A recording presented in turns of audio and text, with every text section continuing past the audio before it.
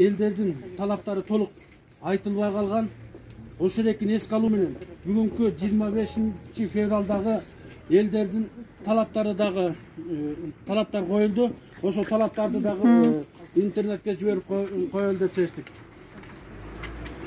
Биринчи окуп берейин, андан кийин сиздерге ат башкаруу элдик жыйын экинчи жыйынынын резолюциясы.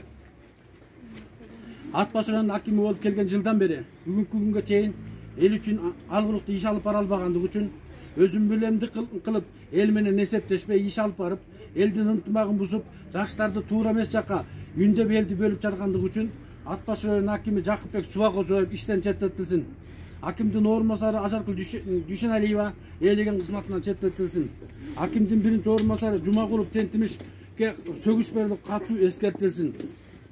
Райондук маданият үйүндө алгылыктуу иш уюштура албагандыгы үчүн элдин тынчтык митингдерге өсүн билемдик кылып, митингди бузуп, элди тополоңго алып келип, тынчтык митингди бузуу аракети үчүн маданият үйүн башчы Сабыр Акуновдун кызмат абалы каралып иштен четтетилсин. Райондогу бардык мекеме жетекчилери кол алдында иштеген жарандарды